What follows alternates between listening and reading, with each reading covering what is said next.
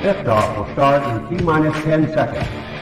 10, 9, 8, 7, 6, 5, 4, 3, 2, 1. We have ignition. It's time! 17 seconds from Game 7 or from championship number 6. Jordan open. Chicago with the lead. I've got a piece of it. It comes off. The Chicago Bulls have won their 6th NBA championship. Tying run at second, 2 out. Palmero over the head of Jenks. Uribe charges, throws, out! And the White Sox have won the World Series. To the far side around the 8-yard line to Hester. Under it and to the middle with the 15 to the 20, breaks free to the 25 to the 30, to the outside, 40, midfield, 40, 30 to the coast, 20, 15, Hester 5. Oh! Touchdown!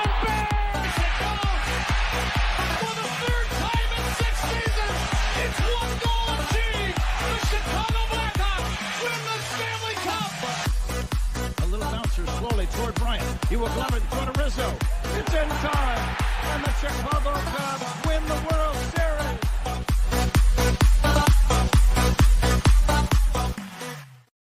What up, what up, what up? Welcome, Shawn and Maya in the morning on this TGI Mickey Ficky Friday. It's the weekend, baby. And I'm your boy, the SuperBack, Shawn Sierra. Thanks for tuning in. If you're watching us on Facebook Live, well, then I guess you found us on Facebook. If you're not following us on Facebook, what? Come on, go to Facebook, type in Sports Zone Chicago, click the like button. Now you're following Sports Zone Chicago, but wait, there's more. Go to Shawn and Maya in the morning, like that page as well. So not only will you be following Sports Zone Chicago, but you'll be following Shawn and Maya in the morning as well. If you're watching us on our YouTube channel, excellent. And if you're not subscribed to our YouTube channel, for real, come on, man, go to Chicago, click the subscribe button, but also click the notification button. That's the little bell right next to it. That'll let you know anytime a show from Sports Zone Chicago is going live. Get it? Got it? Good. Now, if you're watching us on our mobile app, come on, man. Don't tell me you didn't know we had a mobile app. What your problem is? Come on, man. All right, go to wherever you get your apps from. It doesn't matter where you get your apps from, but go there. It doesn't matter whether it's iTunes, Google Play, Amazon, Walmart, Kmart, 7-Eleven, Zayre, Zemsky, Macy, Montgomery Ward, Venture, Weebles, Woolworths, okay, Goldblatt's. It doesn't matter. But you go there, you type in Sports Zone Chicago, you download it, you take us with you on the go. So not only do you get Shawn and Maya in the morning 3 days a week, but you get other live shows throughout the week. All right. And they're archived there like they are on Facebook and YouTube. All right. Appreciate it. We would appreciate it. Now, if you watch this on a Roku channel, and I like that kind of party, baby. And if you didn't know, come on, man, you better ask somebody. Sports Zone Chicago, we have our own Roku channel. So do us a favor, download Sports Zone Chicago's channel to your television. Put it on next to Netflix, Apple TV, Prime Video, HBO, Hulu. Oh, snap, Stars. The new series, the final season of Power starts today. Yes, I know what I'm watching when I get back from picking up the Warden. Yeah, that's what I'm talking about. But I digress. Put us right there on the big screen. Hell, we're on the big screen, right? Mickey now. You can also tweet the show. You can tweet at Sports Zone Shy. That's CHI at Sports Zone Shy. Now, if you want to follow me, just me personally, you want to know what I did? Well, let me tell you what I did. I made it nice and easy for you folks. Nice and easy. One handle for Facebook, Twitter, Instagram, Snapchat, and TikTok. All one handle at the Shawn Sierra. At the Shawn Sierra. Listen, we have a phenomenal show for you, but I need you to get interactive with us. So whatever platform you're watching us on, whether it's Facebook, YouTube, or mobile app, leave a question or comment on that platform. It'll come up in the thread. We'll put it up on the screen. We'll incorporate it into the show. And that, my peoples, is what makes this the best morning Chicago sports talk show around. And that's you. So bring them all, baby. Questions, comments, smart-ass remarks, because ain't nobody over here. And like The Rock said, don't sing it, baby. Just bring it. Let's see who we have in the chat, because the chat is jumping already, and I like it. Oh, man. First in line, my man Armando Emeterio Lara. Junior, my man Junior, what's up, Papa? How are you? Hope you're feeling better today, buddy. Hope all is well. My man Cornelius, what up? What up? Sports Zoners, that's what we're talking about. Levette Lee is in the house. Good morning, Mom. Thank you for tuning in. I appreciate it. She's like, hey, y'all. My man, Shawn Walls is in the house. A Mickey Ficky TGIF, and football season just begins for real. Yes. Junior, I'm sorry to hear that you're still in the hospital, Papa. I hope you get your discharged very soon. Jay Grizz is in the house, baby. Good morning, Jay Grizz. Yeah, he's like, good morning, sports zoners. I like it. He is in the house. Good morning, Luis. Rise and grind, Papa. Really? You know, give me strength. Give me strength.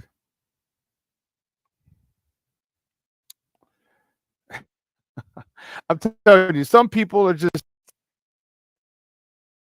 Anyway, King Book of World, what's up, Papa? How you doing, man? Salute, chat, and Shawn. He writes, "That's awesome."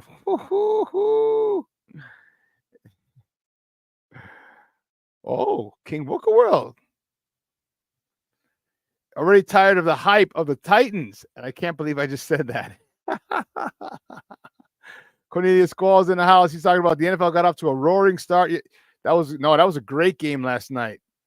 Wow. Oh, look at King Book of World. Get off my white and brown Zayers bag. Oh, that's hilarious. Oh, that's funny. That's funny. And my man Junior says, Sports Zone Chicago and cream of wheat in the morning. Very, very nice. Oh, snap. Back by popular demand. Mr. Shorty is in the house. What's up, Mr. Shorty? Good to see you back. Good to see you back. Luis, truer words have never been spoken. Luis Mejia writes, beep the Packers. Yes. Screw them Jamokes. And checking in, Brewhouse 7. What's up, baby? Thank you for tuning in. I appreciate it. You know, you little. I'm telling you, people are just something else. But for all my people who saw Heartbreak Ridge with Clint Eastwood and Mario Van Peebles, we improvise, we overcome, we adapt. That's what we do.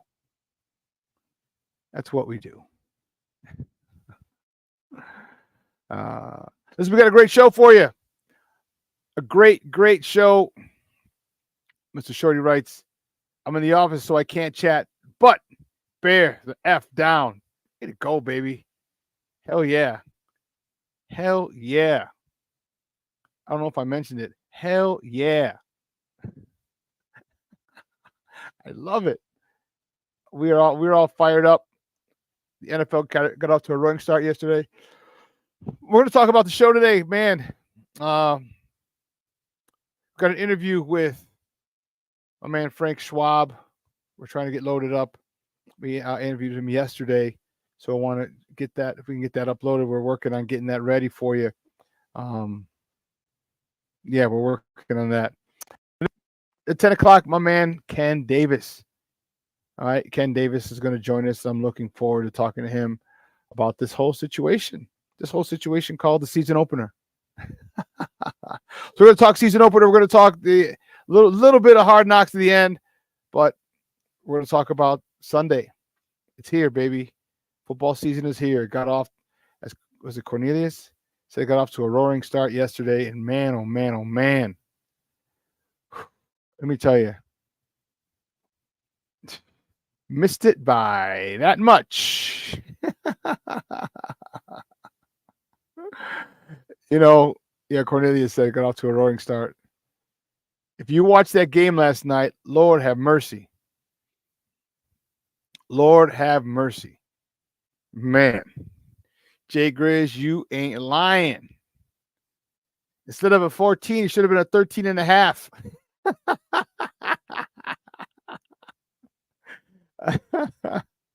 Should have been a size 13 and a half, not a 14. It would have. And what was hilarious, so I'm at a bar, my buddy's bar. I think it's a spot to the show. But one of our friends is a big Chiefs fan. He's a Chiefs and Bears fan. Chiefs are his AFC team, and the Bears are his number one team overall. And he was like, no, he's out of bounds. He's out of bounds. He was screaming. And before they did all the review and everything, you saw the coach, going for two. And that's what I asked him just in the middle of that drive, maybe a couple plays before that. I'm like, did the Ravens go for two? You're on the road. You don't want to. I mean, those are the rules. All right, the consensus rules when you're on the road, and you score at the end of the game. Do you go for a tie, or do you go for two to win? You go to. I thought he was going for two, and sure enough, it looked like he was going for two. And then they reviewed it, and he stepped out of bounds. He missed it by that much. Whew. So great game yesterday. We're going to talk more about that. King Booker World says, call them the Kansas City false starts. Amazing how the refs hardly see it. Yeah, you're talking about their offensive tackle? Because to me, that right tackle was a guy kept moving back a lot before the snap, or multiple times before the snap. Yeah, Jay Grizz. Yes, so it wasn't just me. It was Jay Grizz, right? Did you see that right tackle, King Booker World? He was moving early every single time. But they want to call the illegal formation on the Titans. I mean, on the Ravens. Like, come on, man. Just because Swifty was in the house, like, come on, man. What the? Wow. Anyway, I digress. Ken Davis at 10 o'clock, and I'm fired up to talk to him. It is going to be fun. Going to be fun. But listen, we got to get started. So listen, you know how we do the first segment of every show? It's called Top of the Morning. It won't come just when you want it.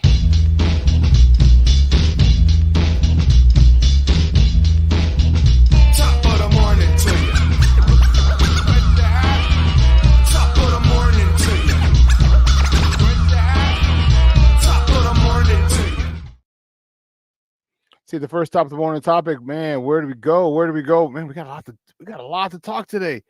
The Cubs host the Yankees for a 3-game set tonight starting tonight at Wrigley Field. They welcome back one of their 2016 World Series champion heroes, Anthony Rizzo.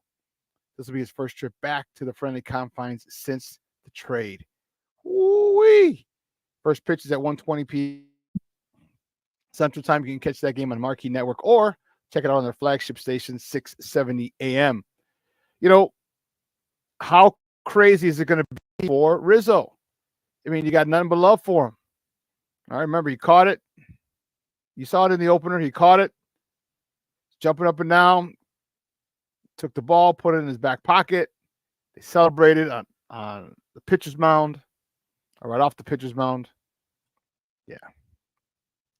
The probables for tonight games. Luis Gil is on a bump for the Evil Empire. He's 12-6 with a 3.39 ERA going up against Jordan Wicks, who's 2-2 with a 3.82 ERA. It's going to be crazy out there when they introduce. You know they're going to have a video tribute for him.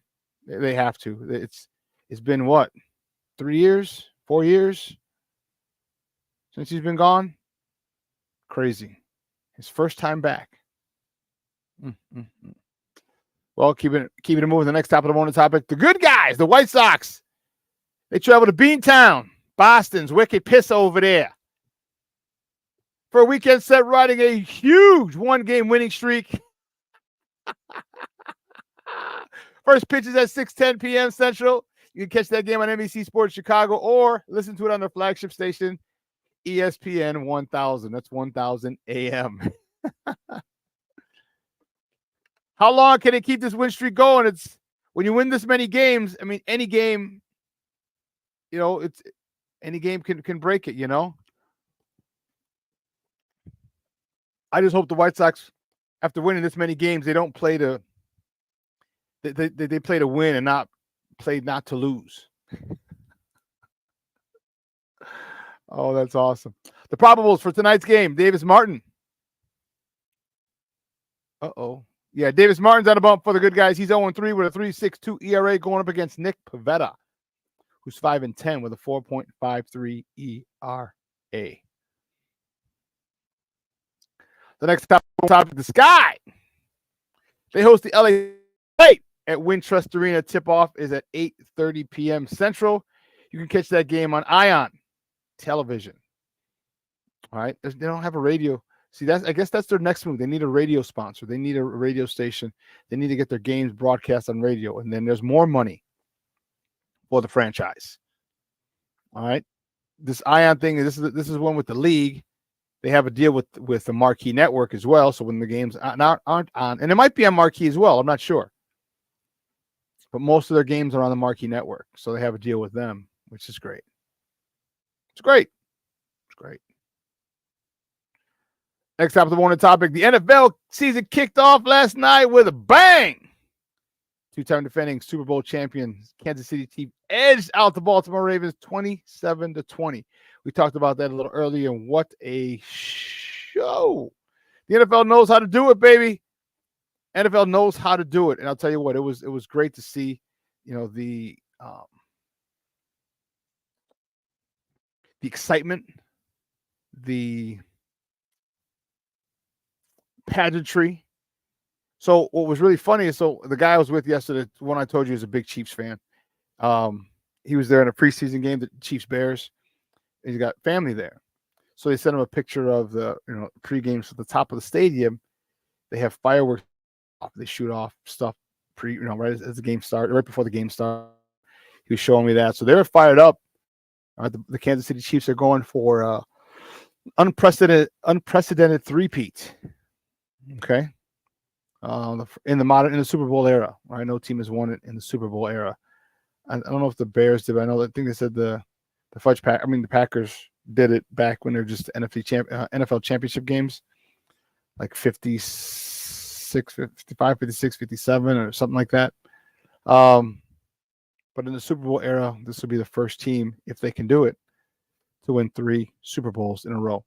And I'll tell you what, if they end up winning the 3 Super Bowls in a row, I will, as my coach Schaller used to say, God rest his soul, rest in peace, Coach Schaller. He's like, I'll bet my left nut. You couldn't block my left nut, or I'll bet my left nut. Everything was his left nut. So in honor of Coach Schaller, I'll bet my left nut that Travis Kelce retires. I'll bet it. I will bet it. What's he got? 3? Yeah, no. He'll go out with 4 Super Bowl titles and then go out a winner, kind of like John Elway did, Peyton Manning. Yeah, that'd be good. Perfect. You know what? Here's what we'll do. Let me tell you what I'm going to do. We're going to take a quick break. On the other side of the break, with top of the morning topics. All right? So don't go anywhere, folks. Keep it locked right here. Shawn and Maya in the morning on Sports Zone Chicago.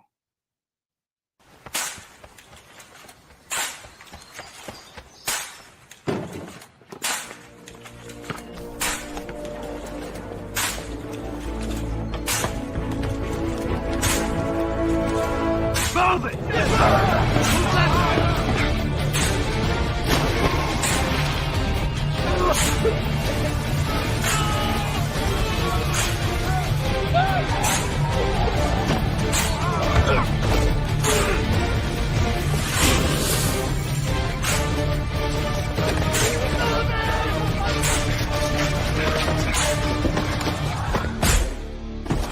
Many will hear the calling. Few will earn the title. United States Marine. The few, the proud, the Marines. Hey, it's your boy, the SuperBack, Shawn Sierra, and be sure to follow Sports Zone Chicago on all social media platforms on Facebook, Instagram, and our Roku channel. You can find us at Sports Zone Chicago, and on Twitter, we are at Sports Zone Shy. Also, be sure to download our mobile app so you can take Sports Zone Chicago with you on the go.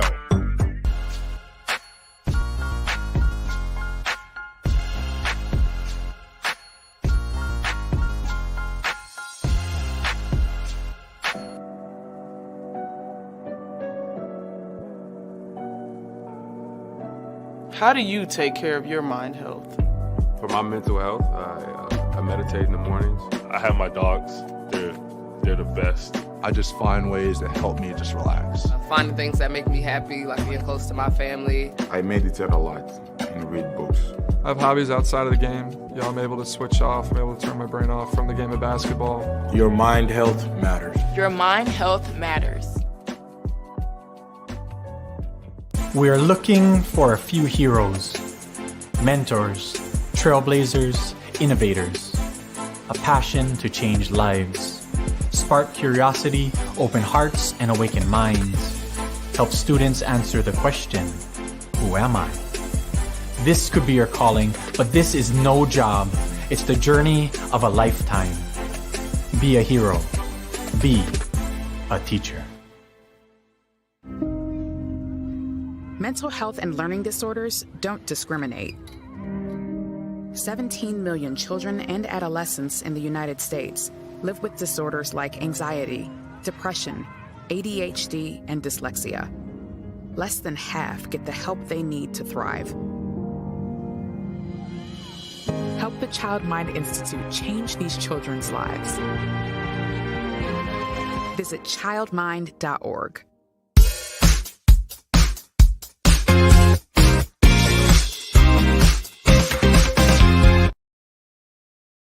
Nobody out. Nobody out. To the left field. It's a base hit. Ian stops at third. Then it's bobbled. Happ comes in to score. Say at a second. It's 1-0 Cubs. Early second. He rips it into left center field. Reynolds into the gap, and he can't get it. Bangs off the wall. Here's the throw home. It's late. It's an RBI double for Pete Crow Armstrong. The 0-2. Ground ball right side, base hit. 1 man is in. Crow Armstrong heading home. He'll score. Cubs lead 4-0. It's getting to him tonight. Drilled in the air, deep left field. Back goes Reynolds to the wall. It's gone. 2-run homer, Dansby Swanson. A hanging breaking ball, and the Cubs take a commanding 6-0 lead. Boy, that left the park in a hurry. Welcome back to Shawn and Maya in the morning on Sports Zone Chicago. Those clips courtesy of the Marquee Network. Those were Cubbies the other day. They were off yesterday, so that was on Wednesday. And it was a good day for Chicago. A great day for Chicago. Cubs won. Sox won. Go figure. Go figure. But where were we at? Yeah. Let's see this. Let me something real quick. Nope. Son of a biscuit. All right. The next top of the morning topic. Tonight, the Packers. Packers take on the Philadelphia Eagles in Sao Paulo, Brazil. Kickoff is at 7:15 our time. You can catch that game on Peacock, or you can listen to it on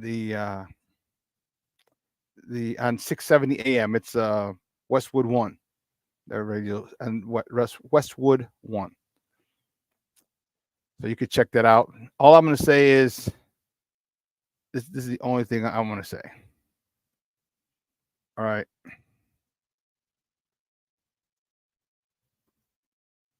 Because you know how I feel about that stupid team. Fly, Eagles, fly. Let's go. You know how awesome that would be? Do you know how awesome that would be if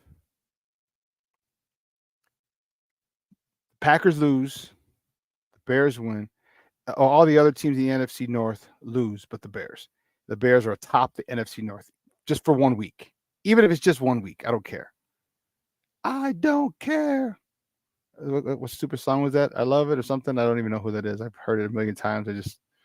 But anyway, that'd be dope. That would be dope. I just think that would be an omen. Like, this is how it's going to be, baby. Bears on top. Everybody else looking up at us. And speaking of the next top of the morning topic, the Bears, baby. That's what we're talking about. The Bears. All right. The Bears open up the season on Sunday at Soldier Field against the Tennessee Titans. Kickoff is at noon Central. You can catch that game on Fox 32, or you can listen to it on their flagship stations, ESPN 1000, 1000 AM.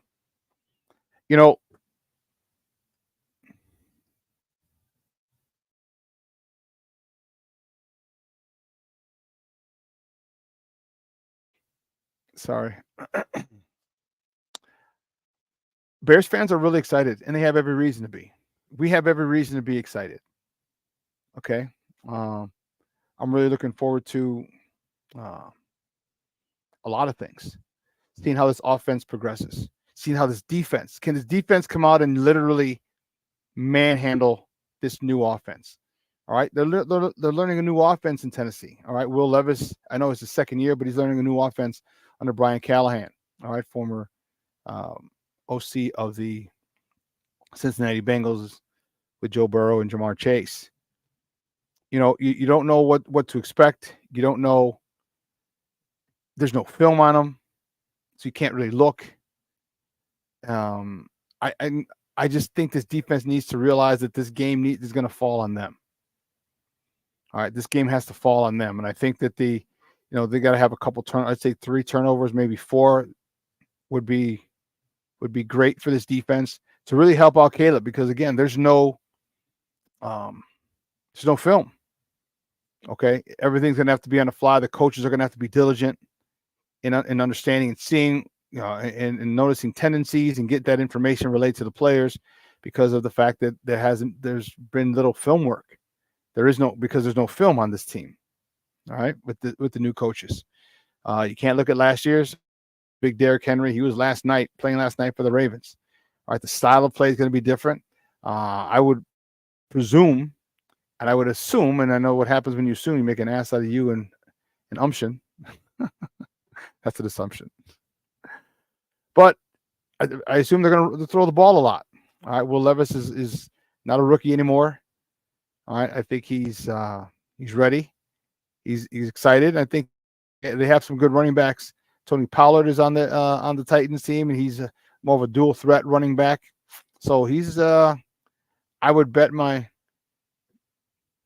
left nut again that they throw the ball a lot. All right, and if they do, that plays right into the hands of us.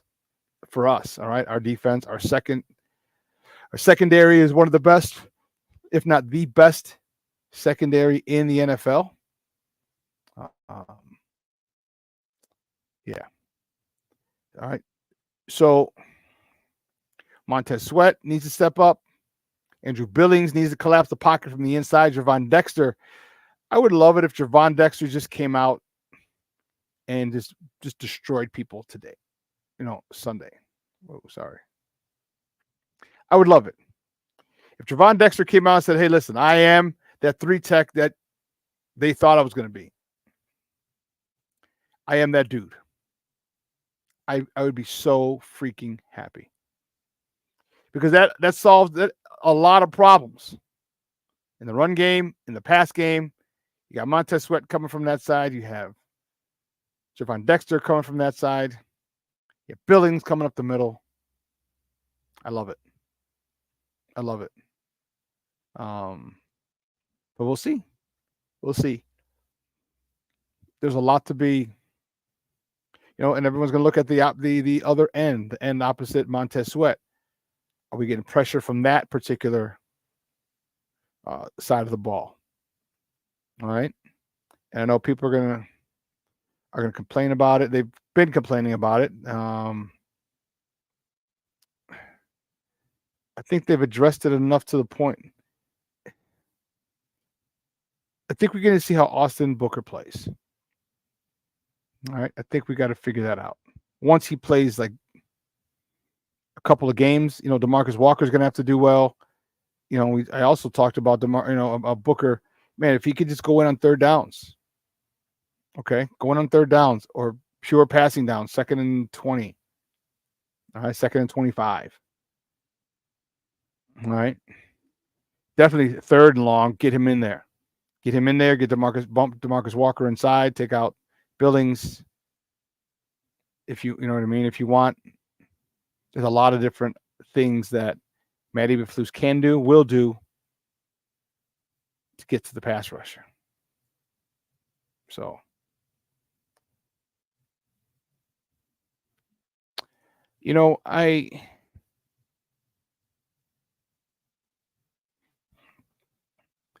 I'm a little leery because we don't have film on him. But the thing that kind of settles that down a little bit is this defense. This defense is ready. This defense has a lot to prove. Quite a few players have a lot to prove.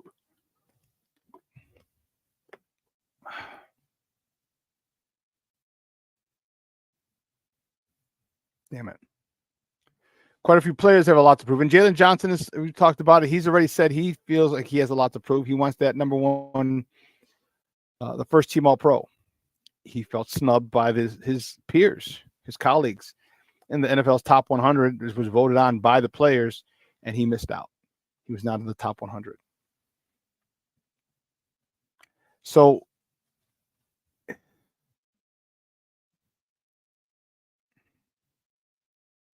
it is a defense that really, I think they want to make their mark. I really think they want to step out and show to the nation, the rest of the NFL, last year was no joke. Last year was no fluke, especially the last 6 games where they were the number 1 defense in the NFL. I think they want to stay atop the NFL. I think they want to be a force to be reckoned with, and you just see it the way that they go through practices and their interviews and what they're talking, the way that they're speaking. There's a conviction about them, and it's not arrogant, it's not braggadocious, it's not anything like that at all. It is one of those guys wanting to get to work. That I respect.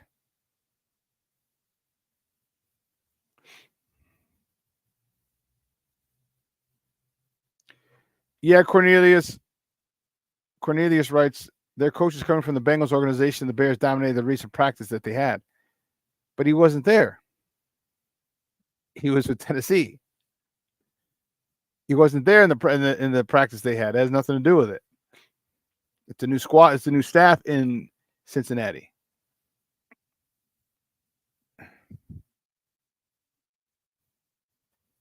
Jay Grizz. She writes, I find it funny how everyone keeps talking about the Bears got to watch out for the Titans, but nobody's saying how the Titans or any other team got to watch out for the Bears. When you say you got to watch out, because you're thinking some team can jump up on you and get you. The Bears aren't jumping up on anybody. Everybody knows what the Bears can potentially do. Everybody knows that once this offense gets rolling, you better watch out because this defense is going to be top notch from Jump Street. So I don't think no one's saying you got to watch out for the Bears because everybody knows the Bears are going to be legit this year. Jay Grizz, that's what I think. All right, I think you all you got to do is look at how they finished the season. What was it, 7-2, something like that? At the end of the year, it was 6-2 or something like that. It was. And the defense was a different team after Montez Sweat got there. So people know the Bears ain't sneaking up on anybody. And if you see all the people talking, all the prognosticators and the analysts and the bloggers, not just from Chicago, but nationally and in other cities, that's nationally, but not just here, but nationally. Yeah, they know. They know the Bears are ready to be. They're about to be one. They're about to be a team that you cannot mess with. They're about to be a team that's a competitor, a perennial playoff contender. But as Plank says, Jay Grizz, they all will know soon enough. I agree. I see your point, though, Jay Grizz. I see your point. Watch out for the Titans because there's just certain factors. Again, you have no film on them, and that's the foundation of any football game is film, watching film. When you don't have that, you're kind of going in blind. And that's a tough thing. And again, this is where this defense needs to really, really, really step up. All right, we need some turnovers, we need some sacks, we need some pressures, we need, short fields for the offense. Let them do what they got to do. Cornelius Squalls asked, did the Titans hire their coach because of his role?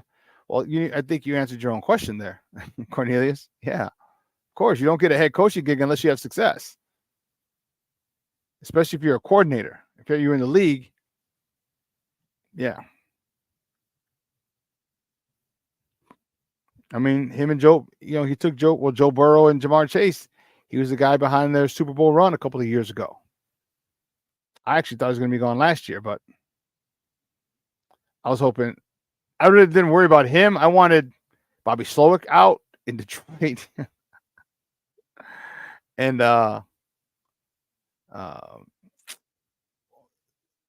who's the dude? The dude in Texas, in Houston. I wanted those two guys out. Those two guys I wanted out. Those two offensive coordinators I wanted to get head coaching gigs, which they probably will after this season. Because I'm telling you, people don't understand that coaching matters. I'm sorry, Bobby Slowick. Bobby Slowick is in Houston. OG Ben Johnson is the one in Detroit. My apologies. I thought Ben Johnson was going to get a head coaching gig, but he came back. And Slowick was in Houston with CJ Stroud.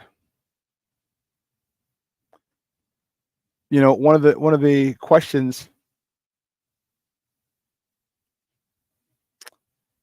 questions I have is about on the offense is Caleb be able to facilitate? Is he going to lean on his players, as Coach Eberflus has talked about so often? Is he going to be able to trust, like, let me just hit the slant, let me just hit this quick, and not try and do too much?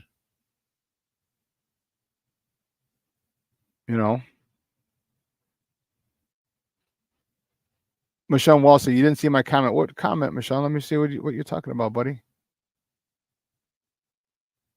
Oh, let me get to that in a second. Let me go back and look in a second. But let me finish the point. Is Caleb going to be able to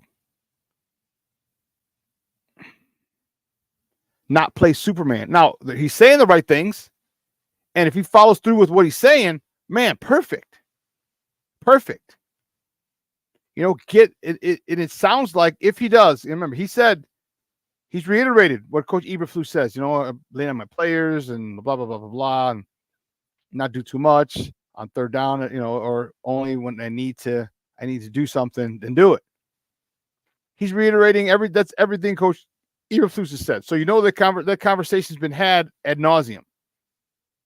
All right, ad nauseum. They're saying, hey, just don't lose it. They're asking him to be a game manager with a few plays of being Superman. And that's okay. And that's perfect. Because if he's Brock Purdy with this year, just this year, everything changes in the NFL season to season.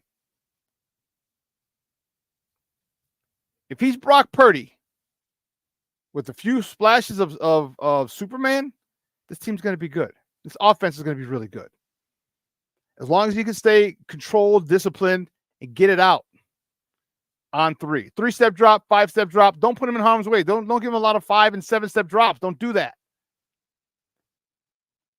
You'll have some because you're going to take a shot deep. You're not just going to sit there and hit short passes here and there. It's not happening.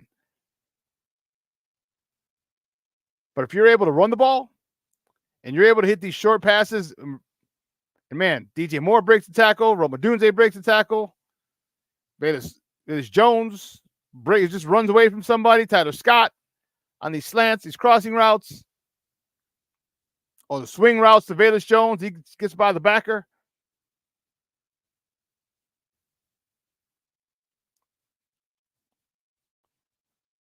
If he does that, okay. My man Barlissimo, what's up, Papa? Checking in from across the pond. Good afternoon. I'd say top of the morning, but it's not morning over there. Thank you, sir. He said, Barlissimo said, this is going to be a tough game, people. Titans got a lot better this offseason. And Barlissimo also writes, Simmons versus Braxton Jones is a mismatch based on Braxton's weaknesses being Simmons' strength. Bull rush or long arm to power.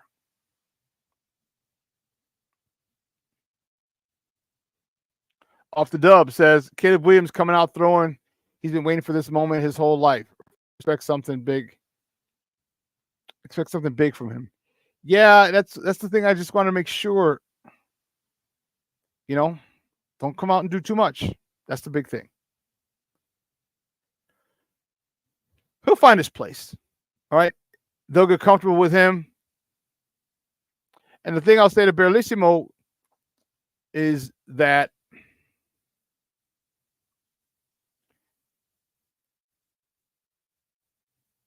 Braxton Jones has improved from year 1 to year 2. Year 1 to year 2, which year 2 was last year, he improved on the bull rush, against the bull rush. And I also think that from year 2 to year 3, which would be this year for him, he'll improve even more. And he's going to get a good test of it early. So we'll find out. But I think he's going to do better than many people may think. Because you have to continue to improve your game. And for Braxton Jones, his game that he needed, the area in his game that needed to be improved was the bull rush, protecting against the bull rush. Can he anchor? Well, he did a much better job last year than he did his rookie year, and I'm anticipating him doing a better job this year than last year. Because if we're able to see it, all right, and if common fans are able to see it, many people have marveled, not just me and you, Barlissimo, but many people have noticed that. If the common fan, you don't think they see it there, you don't think he understands, you don't think it's been expressed to him, I think it has. And I think he's going to make a concerted effort to make sure that area gets stronger. Off the Dub is fired up. He said, Bears defense pressures Titans QB into multiple turnovers. From your lips to God's ears, Off the Dub. From your lips to God's ears. King Book of World says, Barlissimo, salute. I think it'll be a tough game, but the Titans aren't the boogeyman the media is trying to make them out to be. You also have to remember, King Book of World, the amount, this is still a show. NFL is a show. It's production. All right. And the more you get, it provides a lot of fodder, a lot of fuel to the fire for conversations.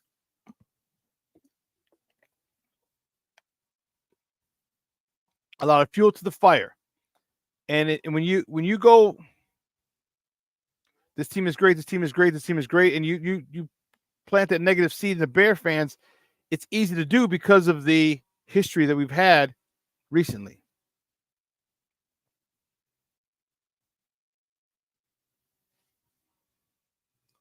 King Book of World writes, this is going to be The one guy who has been silent for the Bears so far, Komet. This is a Komet game. That'd be great. I think that'd be great. You know, I don't care whose game it is. I just want the dub.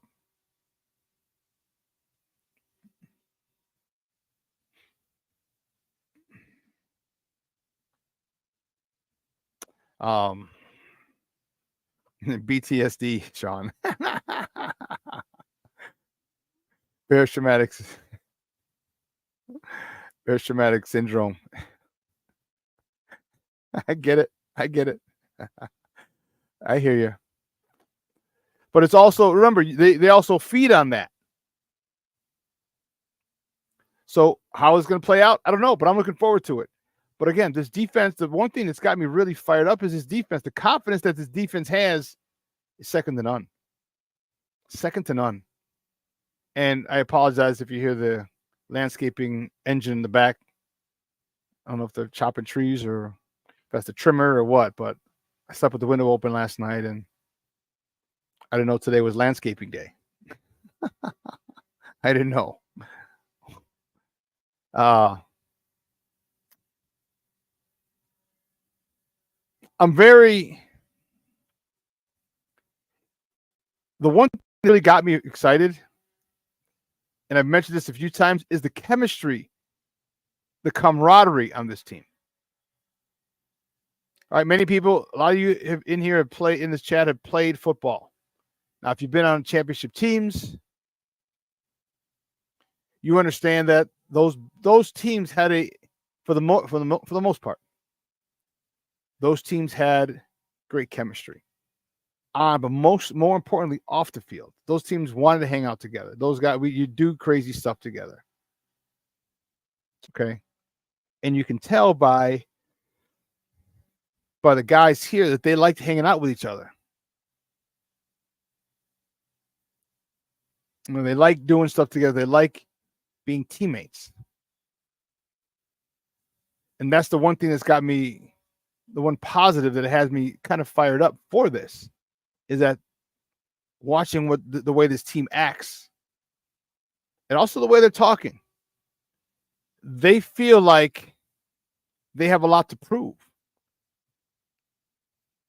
Like someone who wants their respect. All right, and they're a team that wants their respect.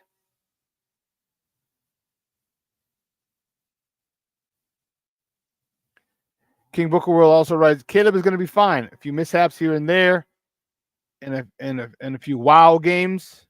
His defense got him ready. If a boxer spars with Sugar Ray every day, you trying to flow Sugar Ray every day? You can't help but get better and be prepared. No, I agree. And he's talked about it. How this defense haven't let up on him from when he got here from Jump Street. This defense has come at him. They've thrown things at him. Okay, disguises, various coverages, because they want to make sure when we go to war for real, when we go to battle for real, I need to know you can handle it. And how many times did we hear during training camp, oh, Caleb got the best of him today. Caleb got the best of him today. We heard a lot more defense got the best of Caleb, and that I'm okay with. Because if a top 2, and they're not number 2, defense in the NFL can get the best of you on a consistent basis, that's what they should do. Because I'd have been a lot more concerned if Caleb was getting the best of a supposedly top 2 defense, a rookie. Then I'd be concerned. But I think this team has an aura about them. I think this defense has an aura about it. I think it has a swag about it. I think they're really focused and determined to be taken seriously and respected. Taken seriously and respected. So here's what we're going to do. All right.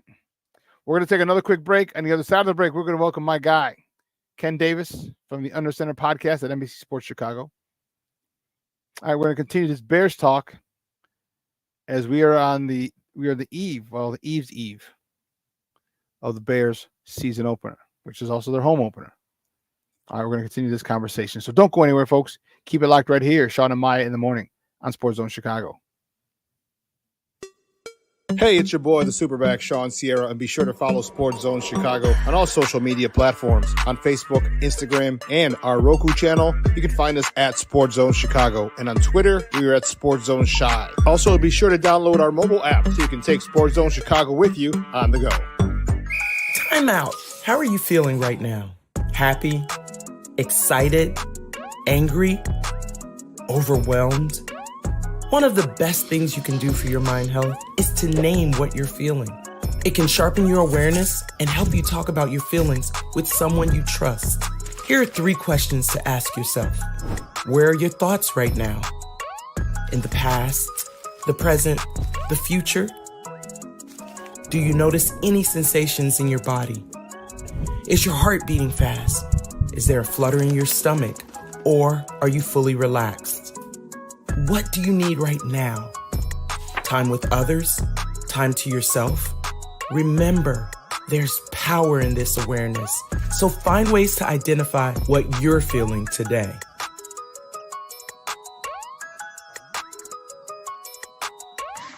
Hi, guys. Hey. Hi, Megan. Hey, Jessica. Megan, you're a tramp. Brian Fitch told me you guys made out. Everybody knows. He said your breath smells like garbage. And he almost puked. He says you're the most desperate girl he knows, besides your mom. How many boyfriends does she have anyway? Lots? Your makeup makes you look like a clown. That zit is huge, zit face.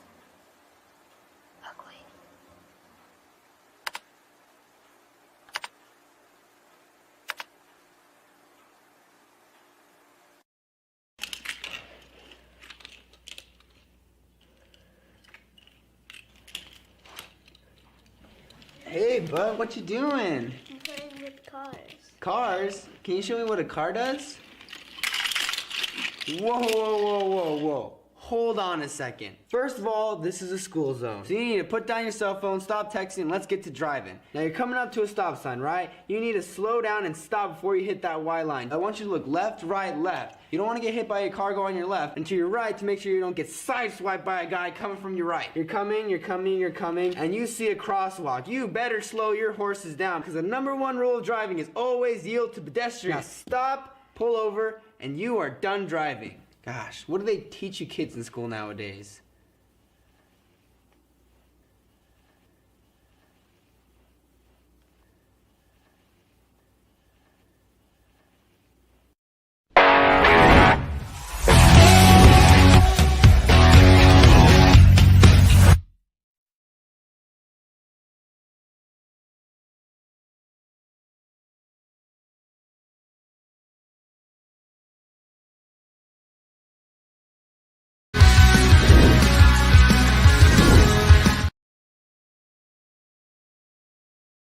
Hardman, who's fighting for a roster spot as well. Picked off. Red zone turnover there for Oladokin. Reddy Stewart with the interception. 1,209 yards and 8 touchdowns. This time, no place to go. It's going to be a loss of a yard on the play. Oladokin blitz is coming. Moving to his left, now to his right. He's going to take off, throw it downfield. Tony's there. But broken up at the last possible second. Inside, and now let's use bringing pressure. Ripping up the field, looking for Scott. He's got the football. Tyler Scott. That was a gorgeous throw there from Rippin. Welcome back to Shawn and Maya in the morning on Sports Zone Chicago. Those comes courtesy of actually CBS. I noticed that late. My apologies. That was our Bears. All right. And I'm excited for Sunday. I'm excited for the season. And there's a lot to be excited about. All right. Let's bring in my guest. Not even my guest, my guy. What's up, guy? He's the host of the Under Center podcast on NBC Sports Chicago. You can find him on Twitter at That's Davis. Guys, just welcome back to Shawn and Maya. My man's in them, Ken Davis.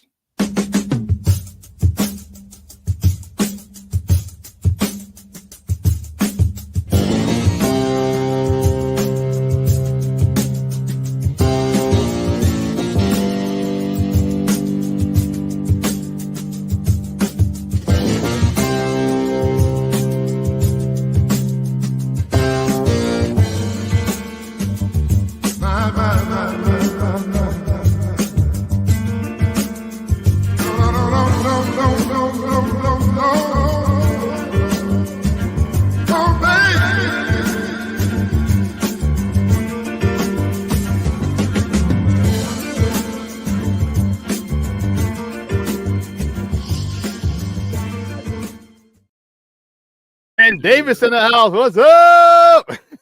What's going on, man? That berry early in the morning always gets me just right, man. I appreciate it. How's everybody in the chat? What's going on, Shawn? Man, I'm good, bro. I'm good. It does. It puts a smile on your face. You know what I mean? Like, people need that type of music today. That's the problem. Half of the society, you don't got that. You get that. It's only so much killing you gonna do if you got that playing in the background. And then another side is it's another kind of killing. That part right there. That part right there. Man, I'm fired up, dog. I'm fired up. You know, there's a lot to be excited about. You know, we're still looking at our wound. Many people are still looking at their wounds from the Civil War, and we move forward, and we're here. We're ready to go, man. You know, we're excited about what this offense has. We're excited about, you know, for me, again, the biggest acquisition was Shane Waldron. Shane Waldron's got a new toy, a young toy that he can mold. I'm excited about it. Talk to me about your thoughts with Shane Waldron and Caleb Williams going into this thing together. When Shane Waldron has a nice little track record of working with Russell, working with Geno Smith, hell, even giving Geno Smith a nice little, getting him a nice contract extension. Talk about that, because that's me about the possibilities. I'm gonna dive into that, but Buka World with the drop of down Davis, and before I came in, how he was talking about, because every time you play that the more you know commercial where the little girl's bullying the girl, and you got to realize that they're supposed to be on the internet when it happens, but they're showing you don't do. But I wish the mother would just snatch that little girl up every time that damn thing's up. Like all of a sudden, the little girl's talking, and you see a white woman come and grab her ass up. But yeah, get out my house. What the hell? And me too, in my face. Like, anyway. What's up, Mondo? What's up, everybody? Shawn, everybody in the chat, man. And you know I love y'all in the chat. Now getting around to Waldron and Caleb. I like the fact that you brought up Geno Smith's contract. I mean, also let's not even just say his contract. You're talking about a quarterback that was dead in the water when you're talking about Geno Smith. He was a certified bust. Like, he had on the bust chain. First thing you thought of when you thought about Geno Smith was him getting his jaw broke in the Jets locker room. And I hate to say that because you hate to think about someone's worst moment, but unfortunately how our minds are set up, you think about either something that's famous or infamous about that person when you see them, you know, or maybe just how my mind is worded. I won't put it on everybody else. Yeah, because we think of Olin and the guy we brought over. But even with that, I will say Olin has such a career. It's not the first thing I think of. You know, it's like at least if you got stuff that you can build upon. But Geno remember when Geno came out of West Virginia, how a teammate was like he wasn't a quarterback. Like, it was a lot. As soon as he got into the league in the draft, it was piling on him. Anyway, getting back to you. One thing about Shane Waldron is this, and you basically mentioned it, and his pathway coming out of the Sean McVay plan and why you should feel good about it. It's not about circle, round hole. It's I'm going to fit whatever this is that I'm going to fit. You know what I'm saying? And that's one, you saw that, and I'm not going to say he needed more structure. He needed more time as a play caller. But you saw that with Luke Getsy, where he didn't know how to take advantage of everything that he had instead of trying to make it look like what Matt LaFleur and Aaron Rodgers was doing in Green Bay. You want somebody who is, you know what? Like, I'm the type of person where you give me the ingredients and let me just taste it. I can get it to where it needs to get. You know what I'm saying? Like, wait, give me. It's a little bitter. Let me get this honey real quick. Like, I'll get it to it. Yeah. I need some herbs. I need some herbs right here. I'm gonna get it right there. And I view Waldron as a lot more of that offensive mind than someone that's rigid. You know what I'm saying? Like, that's the thing. So I think one, they had to, because we was on Matt Eberflus. You know what? Like, look, I don't love Hard Knocks, but the point being, some parts of it seems like Flus acting like we wasn't on his you know what last year, and it's like it's cool because I don't think they quit on him, so it's like it'd be different if I saw them quit on him. I don't think they quit on him, and we saw defensively what he can do, particularly when he has his fingerprint on the defense. But they had to bring in a competent offensive mind. It would be stupid and negligent not to bring in a competent offensive mind when you knew you were going to have to bring in Caleb Williams. You were doing everything to court Caleb Williams so this was seamless as possible. You know, that's just the truth of the matter. You're the Bears. You already failed Justin Fields. Some of it may be on Justin, but you failed Justin regardless. So that's a quarterback that just came out. I'm hesitant. I don't know. Now, common sense and Caleb being smart, that's the Bears. If I go there and I win there, I'm a legend. You know, like that's a different type of legend status right there. If you do, you know, like it's totally different. If you are a championship quarterback and it's you're the main focus that the Bears want, right?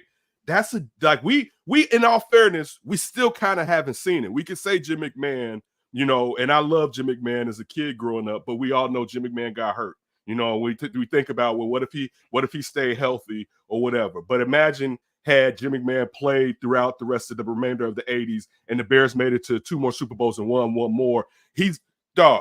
It's even a different level than what he's at right now. Yeah. You know what I'm saying? It'll be different. Like he would be like, we never think about it. You know that picture with like Andre Dawson, Sweetness, and Michael Jordan. And at that point, like it was Sweetness still really at that point. You know what I'm saying? Like that's Walter Payton. Like it was unquestionable. If you're talking about out of 3 of them, who would perhaps be the GOAT or could qualify as a GOAT, you know, you're looking more towards Sweetness. You know, and Hawk, most of his needs was given to Montreal, but you know, we still loved him on the north side. And he got the MVP.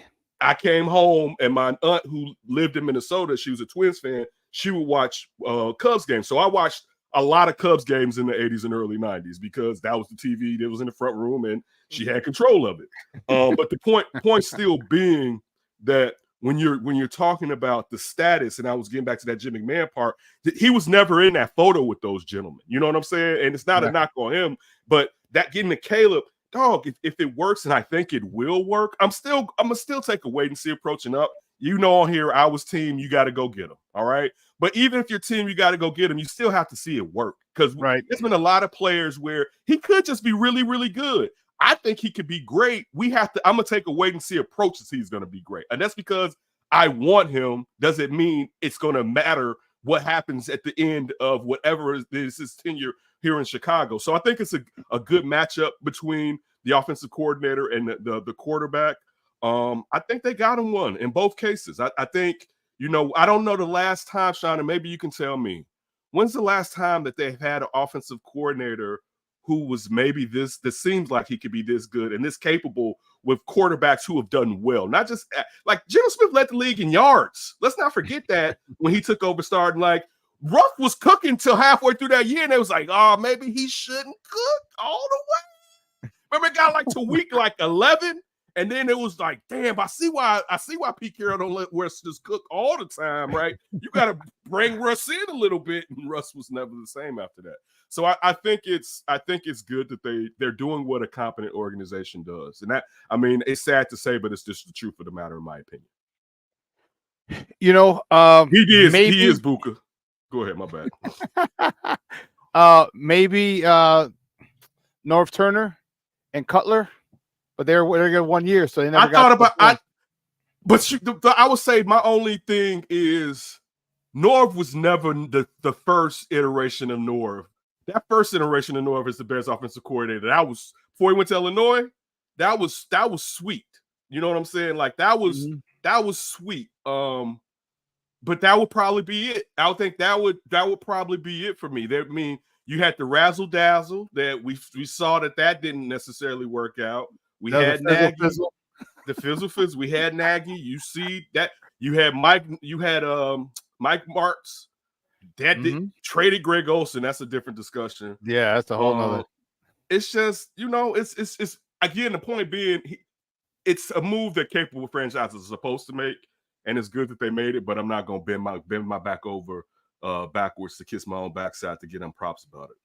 Yeah, and we got to see it play out. We've got to see it play out. One of the things that in Off the Dub said, you know, if Waddle was so good, why did Seattle let him go? What was the issue? No, he wasn't. They didn't let him go. Pete Carroll got fired. So when Pete Carroll once a head coach gets fired, his assistants are fair game. Like you can't talk to them. You got to request to talk to them. But once the head coach gets fired and that staff's gone, he's fair game. And this wasn't the only spot that he was interviewed at. All right, the Bears just said, you ain't getting out of this building. End of story. You are not leaving this building. What do I got to do to you? What do Right. I have to say to make you stay here? Say exactly. Also, I mean, look at it like this: if the Seahawks front office were going to promote him, he wouldn't be. If he was going to become the head coach, he wouldn't have been here. But also, like with common sense, clearly Shane Waldron's end goal is to be a head coach. If you know, and the Bears, I'm sure, told him we're about to line up this offense. You know what I'm saying? Like whatever we do, if we're at quarterback, we're probably going to draft another offensive weapon. That's and at least they're telling them their thoughts, depending on how the draft falls out, right?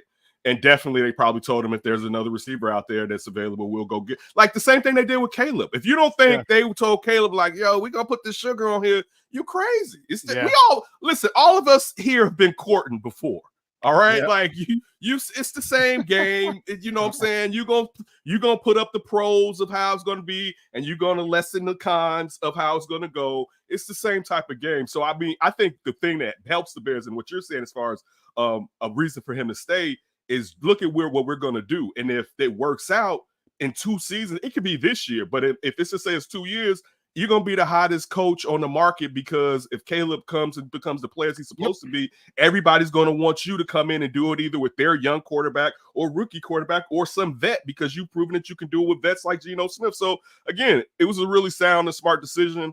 We still got to see it happen. You know what I'm saying? Like and I think this is the thing. How quickly will it take place is kind of the question, because it may take weeks. For all it may be bumpy and could take half a season, where just to really get it going, because you're just not talking about Caleb learning a new offense. You're talking about all these players on offense basically learning a new offense. So like that, it may take a second. I hope it doesn't.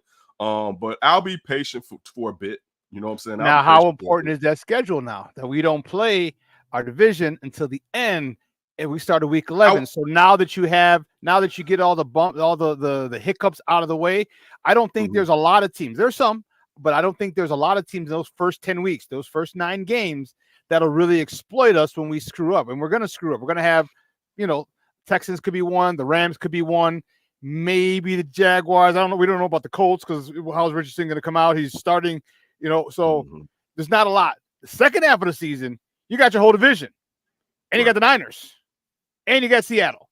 So I think by that point, we should have all engines fired. Not as good as this offense will be, but it'll be pretty good at that point. I think all the bump, it'll be a lot smoother at that particular one after week 10, because you've gone through 10 weeks now, and we're a lot more comfortable with each other. He knows Caleb knows him, how he plays, because camp is one thing. Preseason games are one thing. You're going up against vanilla defenses. You're up against, guys for one series, whatever. There's nothing crazy about it. Regular season, that's a whole nother ball game. And then after 10 weeks, man, you got to know what you're dealing with, and you know what adjustments to make at that particular point. I think that's when it might even be sooner, but I think that's when for sure the training wheels come off Caleb. All right. So one, for our guests to give us the preview of the Titans, we had Tyler Rowland from Locked On Titans. He was actually pretty good. Says he loves this is his favorite city. It was a lot of pandering back and forth. But the reason I'm bringing it up is he has the Bears going to the playoffs. Now I bring it up to show what I have to say. Shawn, I would have still liked to see, would have liked to have seen, when looking at the Bears schedule, a Lions game and perhaps a Packers game in the beginning of the season. Yeah. I still would have, even if they would have lost, because my fear is, and your point is valid as far as if they get to a point where they're just cooking and it gives them a better chance to beat those teams, but it still could be a situation where, you know what, even that we're cooking, we've never played the teams at this level who are the contenders in the NFC before, when you're talking about the Lions, the Packers, and the 49ers. And I would have liked for them to get a taste of that while they're matriculating, getting towards the middle to the end of the season, rather than just taking on a juggernaut. Because my fear in it, I hope we all keep it sound with the context, is what if they start off really well and then they come back to earth at the end of the season, and are people going to be mad when it's still a lopsided schedule? It's a lopsided schedule. If they knock everybody out, F it, great for them. You know what I'm saying? Like, if they're like, forget this guy, like, for real, no, I'll stand here corrected. I mean, but I think I had the Bears getting 10 wins this season. I believe I had the Bears getting 10 wins this season. I was going to ask you at the end, but okay. I had the Bears getting 10 wins. So that's still saying that I definitely have them in the run, for a wild card spot or whatever. So I think it's possible, but I'm still going to be honest with you. I'm going to take a wait and see. And I mean this in a positive way because, I don't know if I've ever seen a defensive backfield like what the Bears have right now.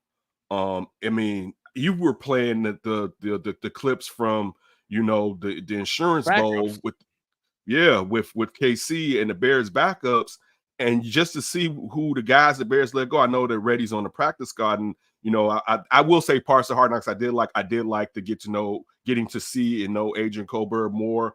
The last 2 episodes were the best episodes for me personally. Ian Wheeler and everything that happened with him. But again, like for them to be that good when it comes to picking defensive, and I wish they can do it with offensive linemen.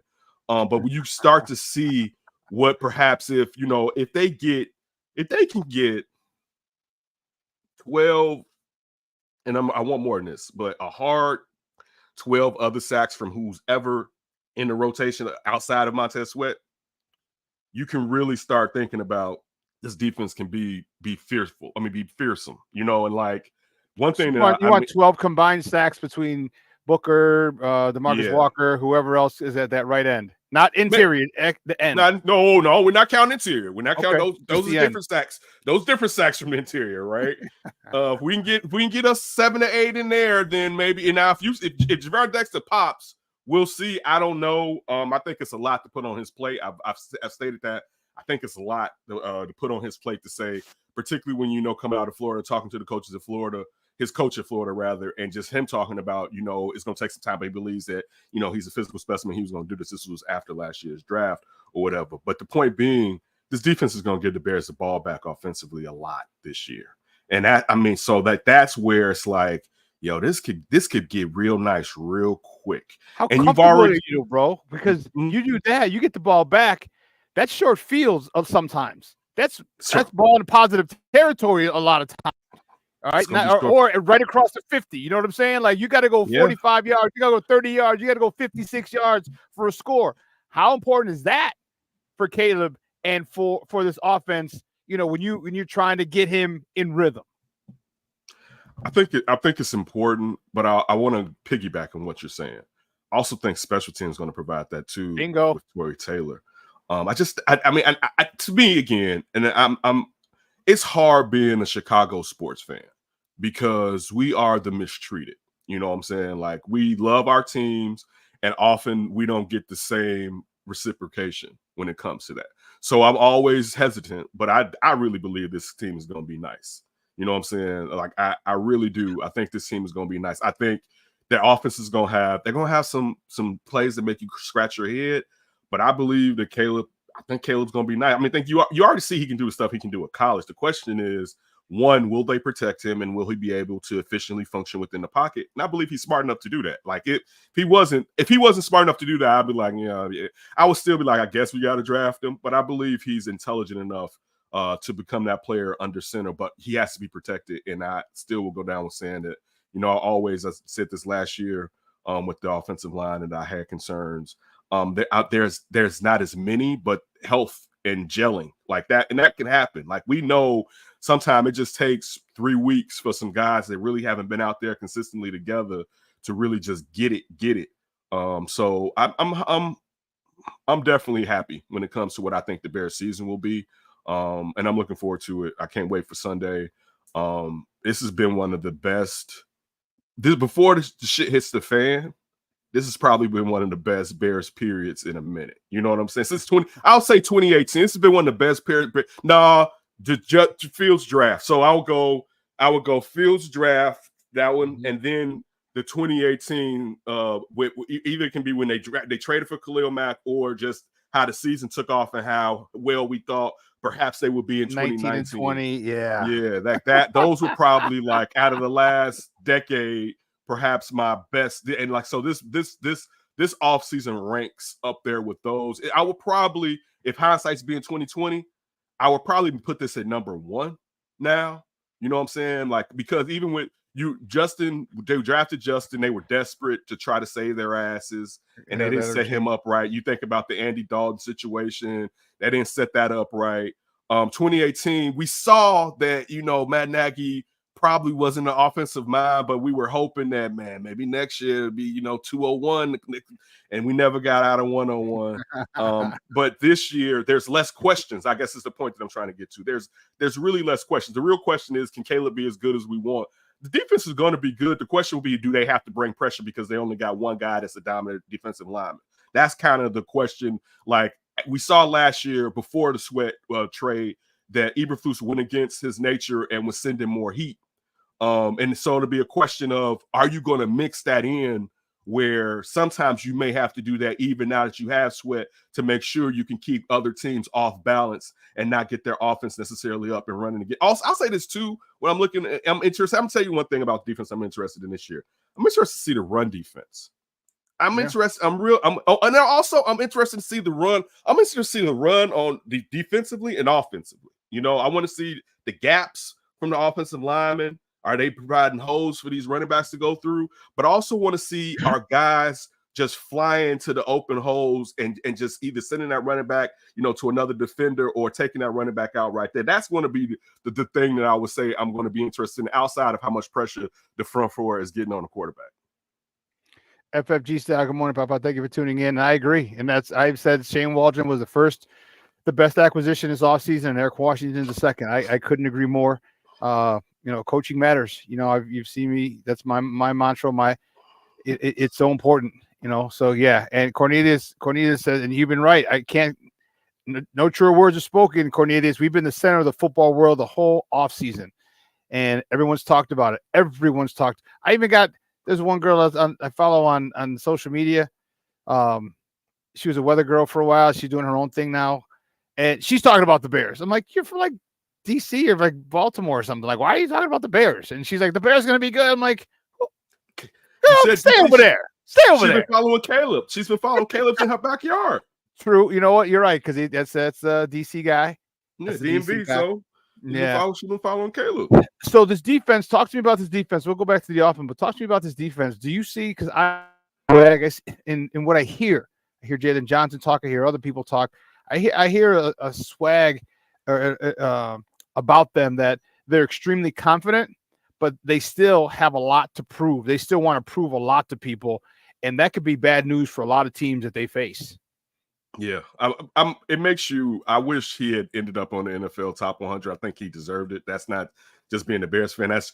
Of course we see him more than anybody else. And that's also winning. That's if they would have been a winning team last year, chances are he probably would have won it. But also sometimes it takes a season for people to catch up to what the real is. But yeah, I want them to have that smoke and determination, because defense is like, if you play sports, but you play football, I know you're an offensive player. Defense is all about disrespect. It's all about getting your mind like worked up. Don't forget, I was the D coordinator. Like, I instilled that. Okay, I apologize, but it's really about, like it's you don't have you to ain't. I'm telling you, you're getting less than 100 yards. Do something about it, like that type of attitude. It's just you just gotta kind of get yourself going, because it's a reaction. It's the reaction position. You know what I'm saying? You really got to get your head in a space. Football in general, but you got to get your head in a space on defense where nobody even has to be talking trash. The trash talk just has to start and get to going. But even take that out, I just think they got a lot of talent on defense. With last year, right? People were upset. I'll full disclosure, I said prior to him getting traded that I'm not signing Roquan. I'm like, not in this defense, and it hasn't. I just believe that he's better than the 3-4. And I still think he would have been damn good, but I still felt, for me, I'm talking about Kenneth, there'll be some Sundays I'd be like, damn it, they gave him that money, because there were going to be times, even like last night, and it could happen to any linebacker or whatever, but there were going to be times for what they were asking him to do that sometimes it didn't happen, and you were paying him the top money. Now that money split between two linebackers, and I mean, TJ Edwards is a hitting machine. Like he could stop being a Bear today, and I should be like, that's a Bear, because he put that linebacker outfit on and he was giving his body out and sacrificing in ways. It's like, damn, son, you really about this life. Tremaine Edmonds was a wait and see, and he was hurt during camp at the beginning of last year. But you saw why they brought him in by the middle and the back end of the season. So, like, the thing with Ryan, I think this too. Let me tell you this about Hard Knocks. I think for me, the winner was Poles, because I think people already kind of know he's an up-and-comer, but it validates, it made him look like he showed his humanity, quote unquote, because you're not going to be an ass when you're cutting somebody. So, of course, you're going to show emotions or whatever. But still, I think for the most part, it was genuine. But I think, like, out of anything the Bears have done, he is the best thing that they've done, because he has logic and reason. You know, at times where only thing that I feel like where he and the only knock on logic and reason is, damn, I know you couldn't have, but if you could have got a 4th round for Valus, and I was pounding the table like, man, keep me and Alex on the show last week. I was like, Alex, they can't cut him because somebody gonna pick him up. I was like, nobody want him. I was like, Alex, there's teams out there that are gonna be like, I can figure that kid out. Let me bring him here. You can't. He's not clearing waivers. I was like, he's not. There's no way he's clearing waivers. But one thing about Poles, he wants to show that he's right, and he's at least gonna hold on to his guys drafted in those first 5 rounds for about 3 years. That you can see that about 3 years he's gonna hold on to him. But the point being, to get back to what I was saying, he uses common sense. It's just not, I got to make this trade because I got to make this trade. It's not that. It's reason. But when he said, I'm ripping this down to the studs, I was like, please do. Because anytime someone tries to build on a faulty foundation, shit never works. You really, if you want it to be yours, and clearly where it's a problem, issue where you could be like, I did everything I thought I could do and it failed, compared to I did that stuff, but I was building off of what Ryan Pace did, and that was all still, I held on to these players of his when I knew I should have cleared the books. We may have sucked for a year and a half, but still, like, dog, you need to do what's best to set you up for the long run, not the short term. So for me, seeing how he uses logic to put the best players, to select the best players, to bring in the best players, it makes me feel good. I'll ask you this, and again, this is early. How often, as in a Chicago team, have we had perhaps an up-and-coming personnel person? Because I don't think we talk about that enough. Like, we focus on players a lot. Man, we're going to draft this and draft that. It really depends on who's the person selecting these people and how good they are at their jobs, not just in the draft, but pro personnel also. And for me, like, I think there's a chance that Poles may be a stud. He's still going to mess up. Nobody is shooting for 80%. You know what I'm saying? Like, if you get around 70, you're doing a damn good job when you're talking about 53-man roster, if you're getting around 70 on that bad boy. But to get back to your defense, man, I really enjoy this defense. I know I can't get everything that I want this offseason. They still need another edge rusher. Or no, forget it. They need a real 3 technique if you don't have that in Gervon Dexter. And you need at least another offensive lineman or 2. But again, you can't fix everything in 3 seasons. But at least now it's whittled down to where you're like, dog, only thing we really got to do is this. You know what I'm saying? Like, it's your draft focus, your free agent focus window is so much smaller than what it was a year ago or 2 years ago, because you've insulated with so many of these players that you drafted or brought in. So I think the defense is going to be real well. I just wonder about the pressure, Shawn. I wonder if the run defense will be stout, and I wonder about the pressure from the front 4. But if someone snaps and they get, a guy that comes in and gets 8 sacks, I'm just saying by himself, outside of Montez Sweat, man, that defense can be easily top 5. And I think if this defense is good, it should be top 5 anyway. One of the things that I'm thinking is, I think they're saying, okay, let's put a Band-Aid over it. And I don't want to call Booker a Band-Aid, because I think Booker can be really, really good. I think he can be really good. But I also think that next year you have a very deep class and edge class coming out.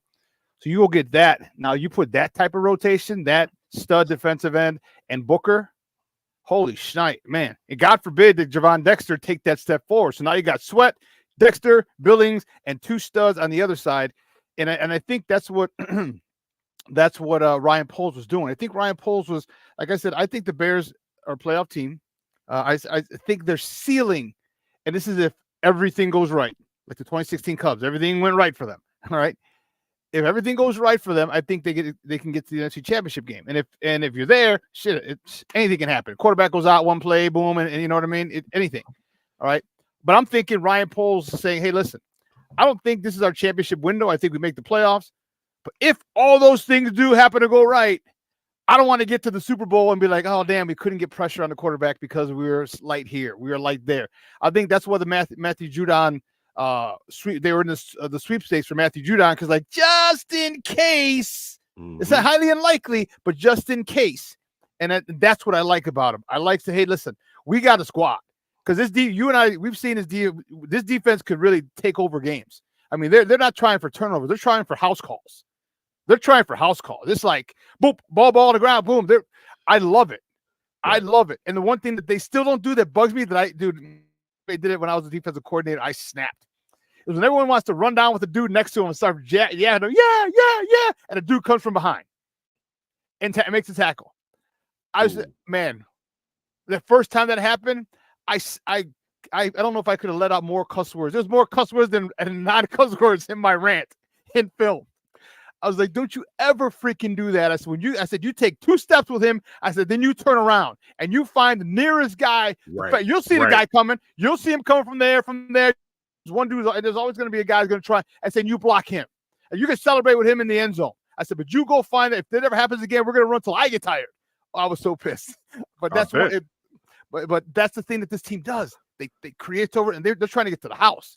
They're trying to take it. I mean, they're trying to change the game. They're trying to win the game like the 06 Bears. Like, dude, you know what I mean? And that's what gets me really excited. And I'm seeing people trying to strip the ball. I'm seeing them going to take the ball away. All right, I asked for that. I said, I hope I see that more. And I'm watching them like, oh snap! Like I see a guy, ball didn't come out, but you see his hand rip, but he's going for the ball. Like, that's what I need to see. I'm seeing it. It's going to happen more often than not. And guess what? There's going to be house calls, and that's why I think this team has a really good chance. And separate, aside from the offense, they might win games by themselves, and that's the scary part. And they're not even done with this team being. This defense isn't even whole yet. We got that other right end. If you get another stud like that, dude. Don't also look while we dreaming, and I'm not saying this in a negative sense. Don't think if they start off hot, come trade time, he's not sending one of those draft picks for somebody to solidify a trench. Now it's probably defensive, but don't think if it looks like because you got to remember the window is 5 years. It's Caleb's contract. That's the window, right? That's the window where we can do this. All right, where it's like, hey, let's blow it. Because you don't have to pay a quarterback $60-70 million by the time Caleb's contract comes. And this, of course, if Caleb is good. So the window is opening. I'm definitely interested. I don't want to jump and put the cart ahead of the horse.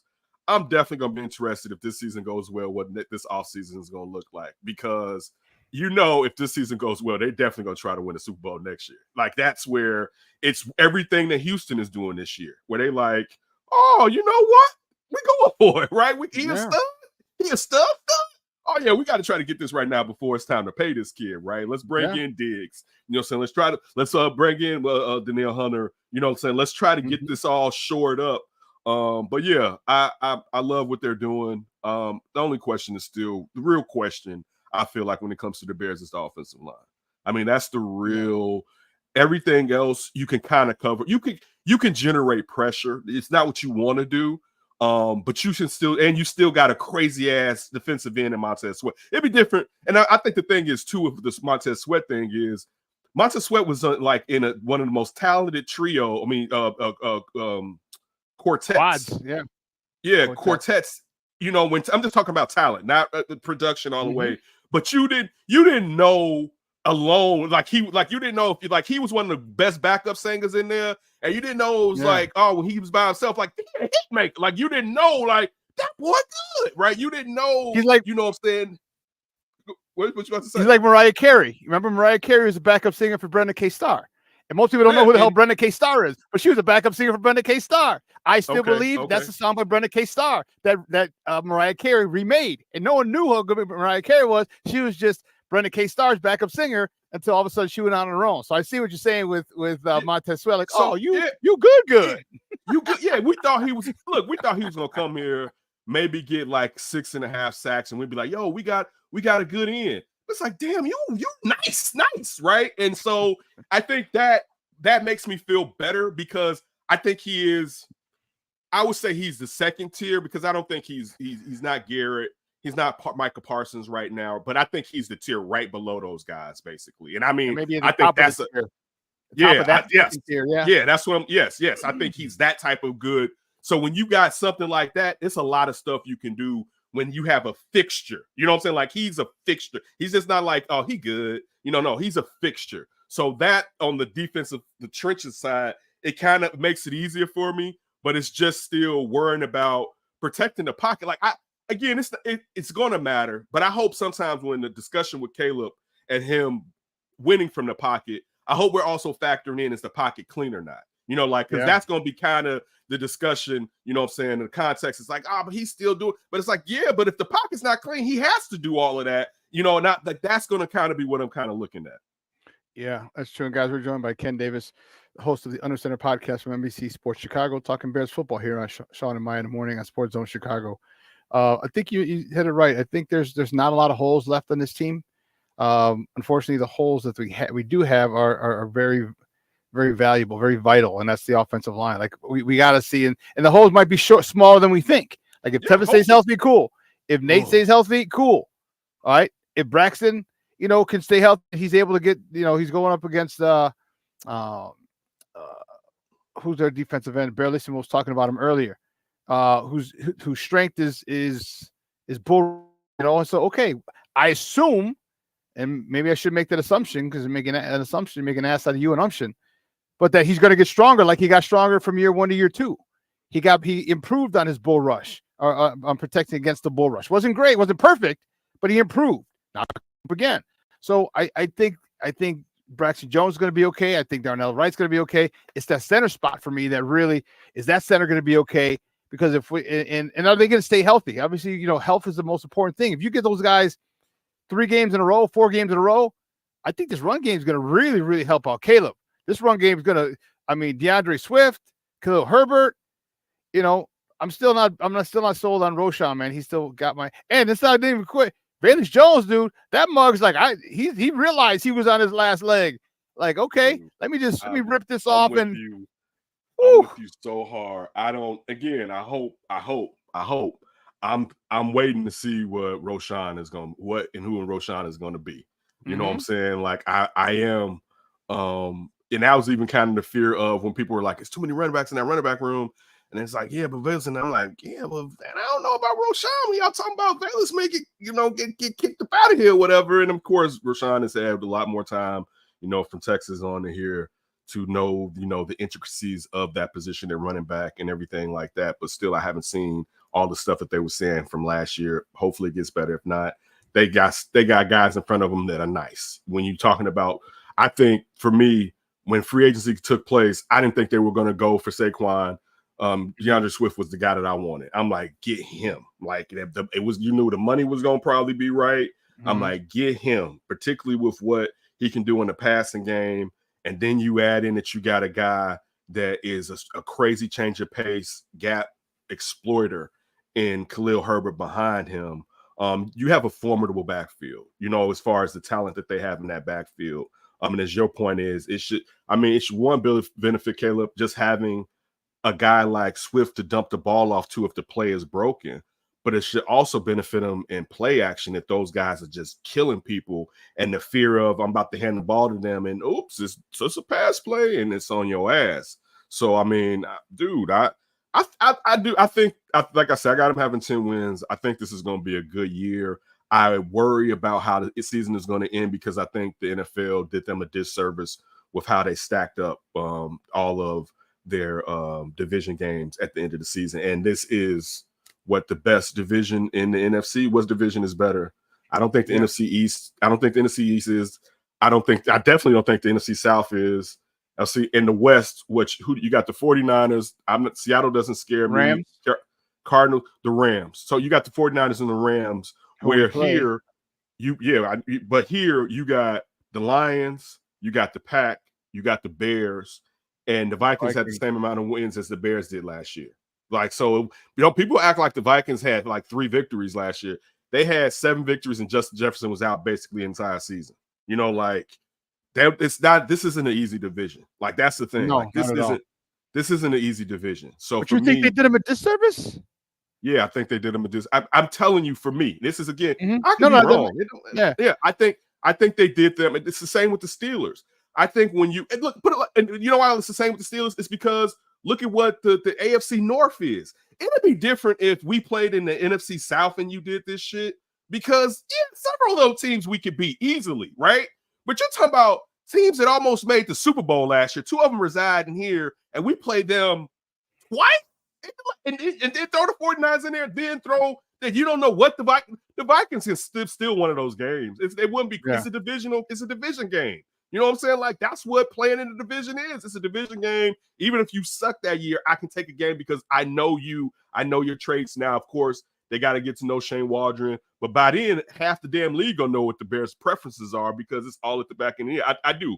I think, and I said to you at the beginning of this, our discussion, I wish 2 of those games were in this first half. It could have been one of the hard teams in the Vikings game, but I just wish it was one so that they can gauge themselves earlier in the season. It's a lot better for me to know, like just playing sports, right? Oh, that's what a real team feels like. We got to get our stuff together, right? And then by the time we face you again, I have an expectation of, I got to raise this up to where now it's at the end of the year. Now it's like, whoa, it's real out here. And again, I could be wrong. This is just my opinion on why I don't think the NFL did them justly, particularly with a rookie quarterback. I don't think it was a great schedule for the Bears, but it is what it is. You got to play the schedule you've been given. I'd love for them to show me like it don't matter. It doesn't matter who we line up against. We're gonna whoop that ass. I'd love that to be what takes place. Like I'm not gonna sit here and be like, man, I got to be right at the end of the year, man. They gotta suck. No, prove me wrong. Go and whoop that ass. You know what I'm saying? But I just think that's a lot. Particularly by then, attrition may have kicked in. Like this is the end of the year. You got to take on the Lions, the Pack, and the 49ers. And we don't even know if Seattle's going to be good. Look, let's not act like Seattle's offense won if they don't got weapons on that bad boy, right? Like the only trio that you could put in the universe with the Bears trio is Seattle's trio. We're talking about wide receivers. You know what I'm saying? When you're talking about DK, Lockett, and Jackson Smith and Jigba. You know what I'm saying? Like that's a nice trio you got right there. I don't know if there's our trio. You got you look good. I know who's getting the ball, but Geno. But look, but we've seen that Geno can be competent. You know what I'm saying? Yeah. Like Geno can be competent, and we have to look and see what the new offensive coordinator is going to do over there. If he's going to bring in a different wrinkle than what Waldron was bringing in, because Waldron liked to do a lot of 12. I mean, he liked to play with the 2 tight ends out there a lot and stuff like that. So we have to kind of see. So I mean, again, I'm helping.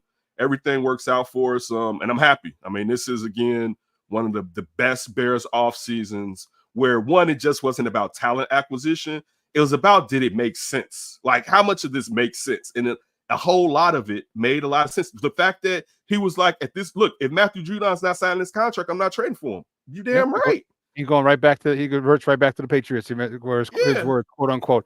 And I love it. And I think we all like Ryan Poles because, one, he was an undrafted free agent, all right, who had his tryout, didn't make it. Cool. I think that's more human than, he's a first-round pick, and all of a sudden now you're deified because you're a first-round pick. I get it. But also a lot of the moves he makes and the explanations he gives.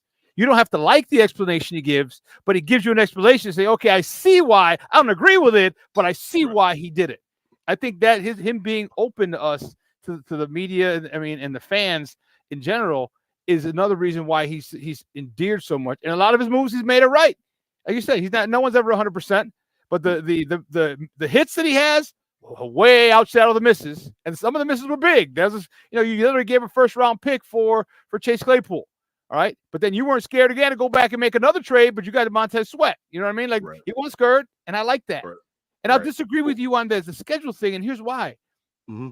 There are not a lot of teams, Texans. And you talk about a team that'll test us. That's a team that'll test us. They still got Slowick.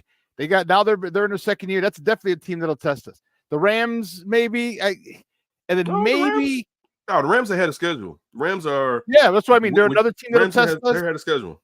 And then I want to say Jacksonville, because now they're in year 2. But which one of those teams are Super Bowl threats, though? Like we could say Houston. Maybe we still have to see, is there any regression? Like I'm Listen, I'm Alabama all day, every day.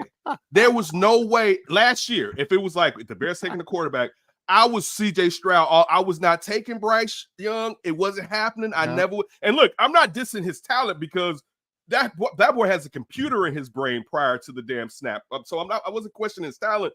But when you saw what CJ Stroud did to Georgia, it was like, oh shit, you could be him. Like, yeah, look at what you could be. So I still have to see if that's where they are, and I hope they are. I'm a CJ Stroud fan. I want that to take place, but I'm still I wouldn't have them. One, just looking like this when we saying like that, it's Super Bowl teams. You got Baltimore. You got, of course, the Super Bowl champs in Kansas City, right? You got the Bengals, right? Like there's teams that are I'm with you. I'm just still saying nationally because I'm not the biggest Bengal person because one, I think attrition is always going to be an issue with them, and also the Jamar Chase not being signed, and is he going to really go out there and do what he needs to do? So I wouldn't draft anybody in that offense. Me personally, I'm not a Dolphins guy, but you just got to throw the Dolphins up in there. Point being, there are a lot of teams ahead of Houston before you would put in Houston if we were doing this, if we were taking a vote nationally. Now here in the NFC. The teams that we're talking about at the back end of the schedule are the top teams that are supposed to be in the Super Bowl from the NFC side. So that, for me, is the reason why I'm saying this. It's not, and I don't, it's one of those things. It's not that I don't hope that they do it. I'm just being a realist about how things may play out. Of course, I want it to be like that, but I'm not going to come up on here and lie to you just for the sake of lying.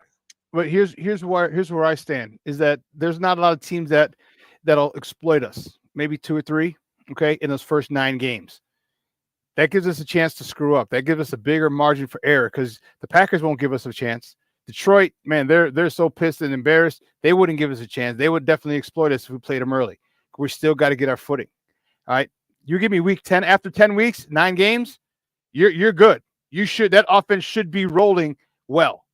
I'd rather face those guys, and I know they're going to be rolling well too.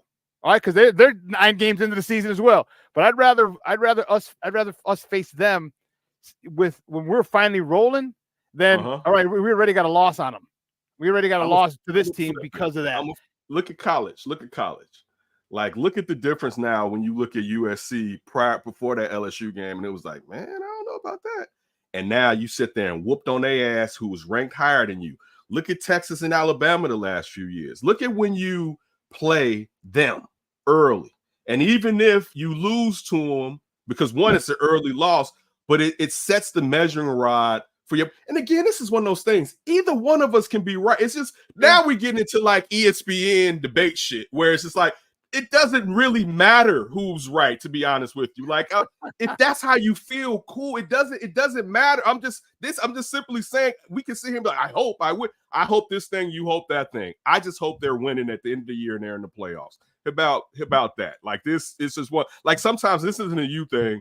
It's like I used to really enjoy ESPN. And then when I turn it on, it's not a lot of teeth in it. It's just like you take an opposing view, and it's just like, and it's natural. And I think all of ours here, we're having a natural discussion and debate, but it's just one of those things where I could be wrong and it's fine if I'm wrong. It's not that serious to me. Yeah. Well, I think it's going to be fun. I think there's going to be some ups. I think there's going to be some really, really crazy moments. I am so excited. It's going to be some. There's going to be. It's just, first of all, this is the NFL. There's going to be something that happens at the beginning of the season that we didn't see coming. That's just the truth of the matter. It could be just a team that we thought we should kick their ass and they're going to beat the Bears. It can be an injury that could mess up things, or the flip side, it can be that they start off like 7-1. You know what I'm saying? Like, yeah, I was going. It could be either or. But it's just how it goes. You can't expect in any sport, but particularly a violent sport, in a sport that has as much parity as the NFL has. You don't know how this is going to go. We don't know how good any of these teams are. We're kind of going off of last year, and some of these teams played well enough last year. You can say, I expect them to be around the same area, the same level, I should say, that they played at last year.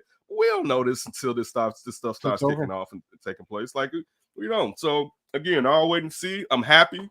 I think they're in a great situation. I think their future should be bright. I'll say this: the only really thing, and I'm knock on wood, that can really hurt this is some badass injury, and I mean that could hurt future seasons, not just this season, right?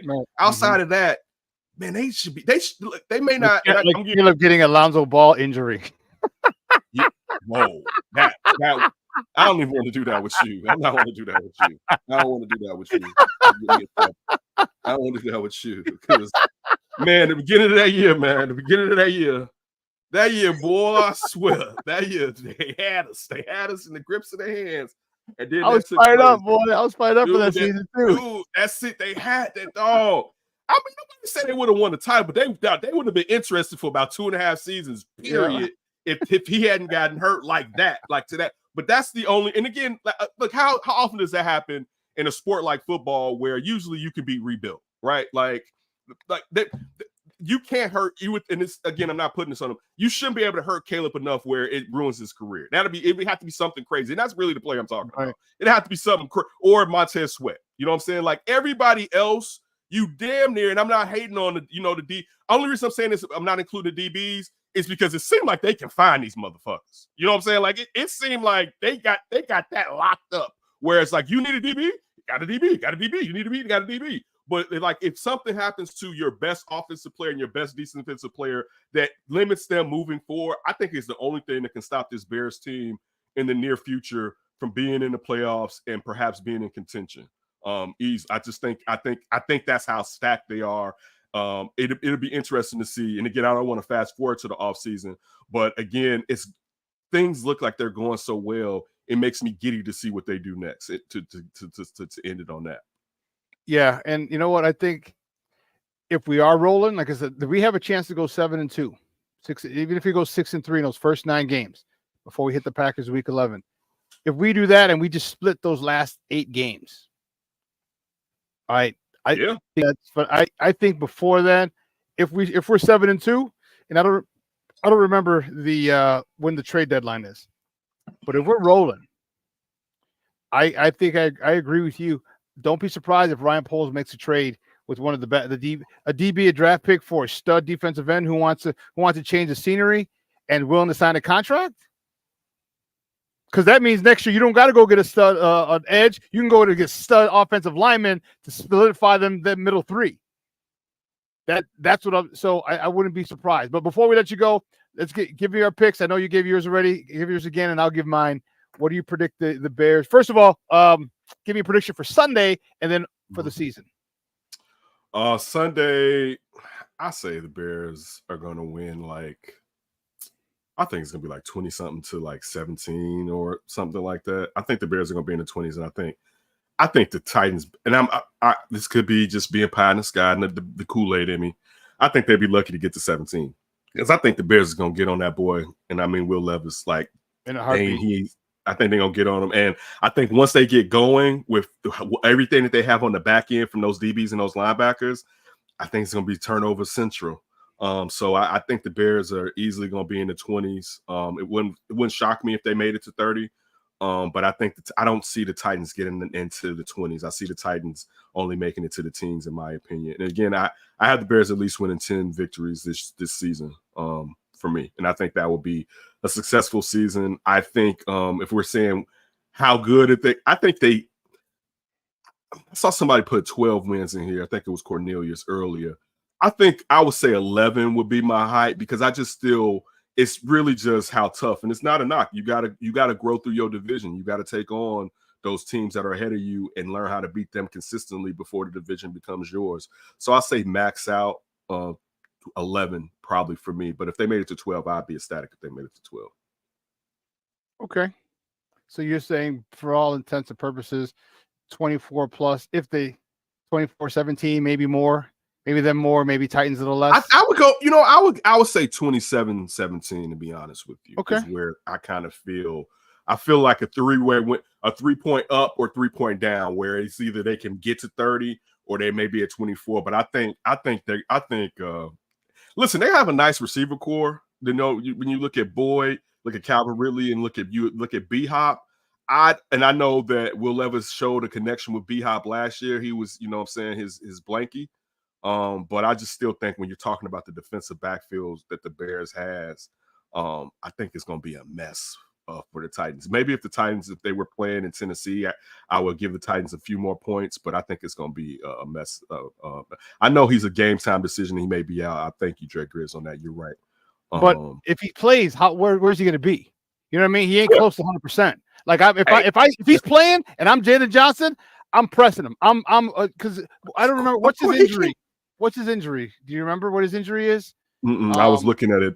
I was looking at it yesterday, but I didn't. I remember them talking about his availability, but I don't remember. Yeah. So if it's anything lower body, then you go muscle him up, because now you ain't getting off the line. If you ain't getting off the line, you're nullified. So sometimes just because he's playing, they'll be like, oh man, DeAndre Hopkins playing. If he's got a bad knee, he's got a bad ankle. There ain't no jump balls. He's winning. All right, he ain't coming off the line. No man says knee. Jay Grizz says ACL. I'm gonna say this. I don't think it's gonna matter if he plays or doesn't play. Bears win regardless. Yeah. I don't think. Look, and again, I love B-Hop. I think he's had a great career. Yeah. I don't think it's going to matter. I think the Bears are going to get on them, and they're going to take an L early in the year from the Bears. I don't see Tennessee beating the Bears. I'll say this, and this is good. If I'm wrong, I'll say context-wise, if the score is tighter, I bet it won't be where it seemed like it throughout the game, or some fluky stuff had to happen to make it tighter. It wouldn't be like, man, Titans was really giving it to them. Like, I don't think it's going to be like that. You know what I'm saying? So yeah, I don't think the Titans got a chance versus the Bears, if I'm being honest with you. All right, here's my prediction. 30 and that 10 might be a late touchdown against the second teamers. Okay. Yeah, I truly feel this defense is really, I think they're on one this year. I think there's so many guys who they really want to get that status of being the best team, best defense in the league. Hell, you were the last 6 weeks of the season last year. All right. And I think I think Eberflus is really tightening the screws on them with the pressure. Like, you know what, you don't settle. Last year's over and done with. We need to establish ourselves this year. I really think that it's going to do a whole. I think we might get 1 or 2 touchdowns or 1 or 2 scores. I'll just say scores would be easier because of the defense, because of a short field, because of a turnover, because of they held them. It'll be a pick six in there somewhere. They're gonna be on their side of the ball, and you're gonna see like one of these DBs just jump in the lane, and by the time Will Levis turns around, that kid's gonna be in the end zone. But definitely because Will Levis ain't catching them. Yeah. Will Levis ain't catching them. Here's what I have. Your season prediction, you said 10-7. You said they win 10 wins. I definitely have them. I have them with double-digit wins, 11-6.